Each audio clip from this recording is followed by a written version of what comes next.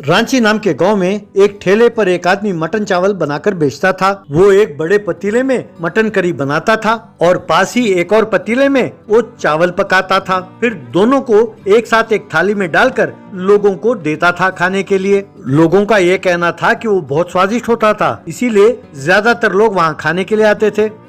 उसी गांव में राठौड़ नाम का एक निकम्मा रहता था। वो लड्डू नाम के एक व्यक्ति को अपने साथ रखकर पूरे गांव में आवारागर्दी करता रहता था। उसका चमचा लड्डू राठौड़ पर बहुत गर्व करता था। वे दोनों ठेलों के पास जाते थे और बेकार का खाना खाते थे, फिर फिल्म देखते थे, रात को शराब पीकर झूमते हुए घर लौटते थे। यही उनका हर दिन का काम था। क्योंकि सारा पैसा राठौड़ खर्च करता था, लड्डू उसके प्रशंसा का पुल बनता रहता था और राठौड़ मन ही मन फूलता जाता था।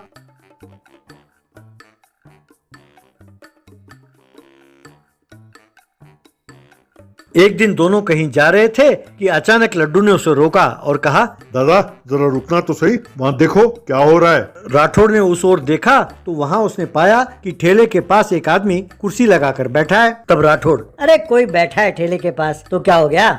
तब लड्डू, क्या बात हुई दादा, वो ऐसे कैसे बैठ सकता है। अरे इस गांव में आपका भी कोई नाम है, आप यहाँ से गुजर रहे हो तो उसे उठकर खड़ा होना चाहिए और आपको सलाम ठोकना चाहिए, बजाय इसके ये कुर्सी पर पैर पे पैर डाल के बैठा है। ये मुझसे देखा नहीं जाता। दादा आप जानते हो मेरे दिल को कितना ठेस पहुँचा है। राठौड़, दिल को ठेस पहुंचा है तो ठीक है, अब मुझे क्या करना होगा। लड्डू, कुछ खास नहीं दादा, बस 5 मिनटों के लिए आप उसके सामने एकदम ठाठ से बैठो, बस काफी है। तब राठौड़, अरे मूर्ख, वहाँ फिल्म का टाइम निकला जा रहा है, अब ये सब करने की क्या जरूरत है। तब लड्डू, अरे फिल्म का क्या है दादा, कभी भी देख सकते हैं, ये बहुत जरूरी है। तब राठौड़, अब तुम चाहते क्या हो, मैं जाकर उसके सामने बैठूं, इतना ही ना। चलो ठीक है। यार लड्डू, तुम मुझसे इतना प्यार करते हो। यूं कहकर उस आदमी के सामने एक स्टूल पर जा बैठा। बैठकर, क्यों, अब ठीक है ना। यूं पूछा। तब लड्डू, बिल्कुल ठीक है दादा, अब आप उससे ज्यादा स्मार्ट दिखते हो। तभी सामने बैठा व्यक्ति अखबार खोलकर पढ़ने लगा। ये देखकर लड्डू, हाँ हाँ, हम भी ये सब नाटक जानते हैं, कहकर वो एक अखबार लेके आया और राठौड़ को देकर, दादा इसे पढ़ो, यूं कहने लगा। अखबार लेते हुए राठौड़, अरे मूर्ख, तू जानता है ना कि मैं पढ़ना लिखना नहीं जानता, अब मैं ये अखबार कैसे पढूं।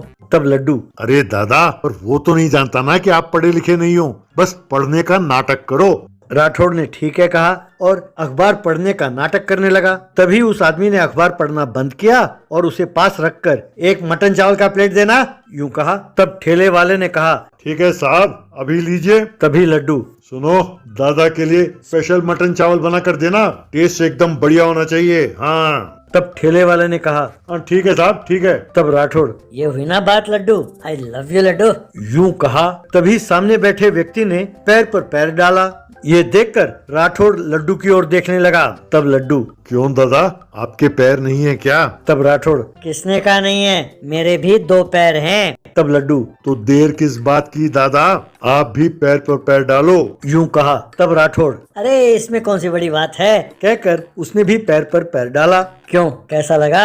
यूं पूछा। तब लड्डू, अरे एकदम बढ़िया दादा, बढ़िया, मैंने आपको इतने ठाठ से बैठते हुए कभी नहीं देखा। तभी सामने बैठा व्यक्ति अपने दोनों हाथों को सर के पीछे रखा और पीछे की ओर आराम से झुकने लगा। ये देखकर लड्डू, अरे दादा आप भी ऐसा ही करो। बस राठौड़ ने भी वैसा ही किया, लेकिन क्योंकि वो स्टूल था, राठौड़ एकदम पीछे गंदे नाले में जा गिरा। ये देखकर लड्डू वहाँ से भाग खड़ा हुआ। नाले से उठकर राठौड़ ने यहाँ वहाँ देखा। तभी उस कुर्सी पर बैठा आदमी खड़ा हुआ और कहने लगा, भैया वो मटन चावल कैंसिल कर दो, और वहाँ से चला गया। तब राठौड़, अरे कमीने लड्डू, मैंने तेरा क्या बिगाड़ा था, मैं चुपचाप सिनेमा थिएटर की ओर जा रहा था और तू मेरा ठाठ बनाने के चक्कर में मुझे यूं गंदे नाले में गिरा दिया। कमीने, तू चाहे जहाँ कहीं भी हो, मैं तुझे नहीं छोड़ने वाला। यूं कही रहा था कि तभी ठेले वाला, भाई साहब आपका मटन चावल तैयार है। तब राठौड़, क्यों रे, अब मैं तेरे लिए भी मजाक बन गया हूँ। ठहर जरा, आकर तेरी खबर लेता हूँ, कहकर कमर पर हाथ रखते हुए लंगड़ाते लंगड़ाते वो घर की ओर चलने लगा।